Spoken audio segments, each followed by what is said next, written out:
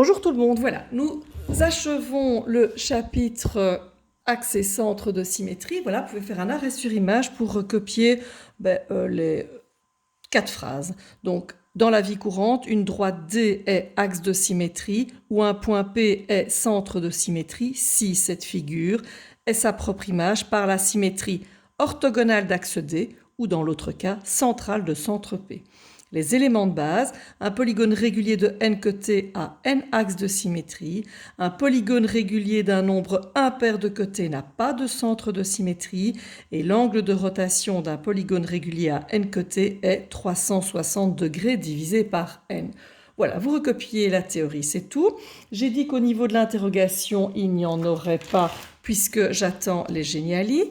Par contre, pour achever ce chapitre-là, j'ai vu donc les teste-toi, il en manque quelques-uns qui n'ont pas mis les points du teste-toi, quelques-uns ont eu 2-3 petites difficultés pour corriger, donc je reviens sur 2 choses que vous m'avez demandé. Alors, il y a donc l'exercice 4.1, vous deviez faire les axes de symétrie et en effet, il fallait tracer les axes de symétrie en bleu. Alors ici, en fait, ils ont mis en pointillé, donc non, ça ne compte pas. Et donc oui, en effet, donc certains, si vous avez vu la faute et que vous étiez compté comme mauvais, je cherche ma date, là voilà. Donc normalement, vous devez bien avoir ici en bleu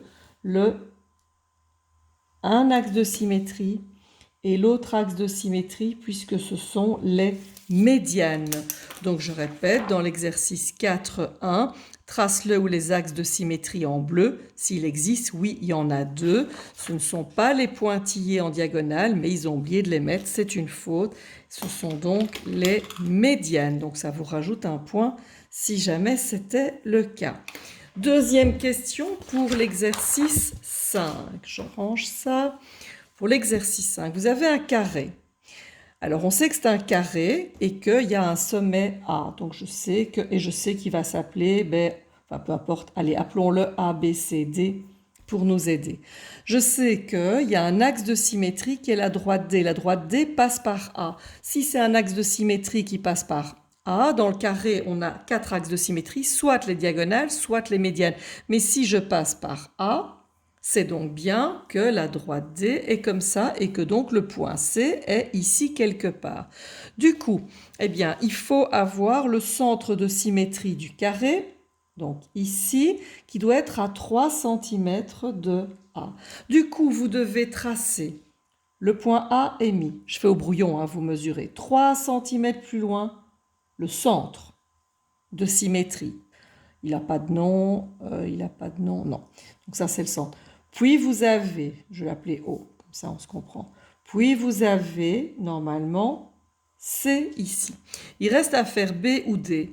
Alors là, il y a plusieurs possibilités. Soit vous tracez une perpendiculaire et vous mettez 3 cm à gauche et 3 cm à droite.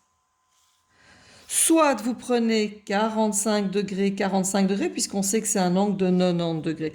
Donc là, il y a plusieurs possibilités pour arriver à faire votre carré qui va être A, B, C et D. Voilà. Et donc construire en bleu les autres axes de symétrie, c'est-à-dire l'autre diagonale et les 2 médianes en bleu. Voilà pour cette explication-là. Alors, chose suivante.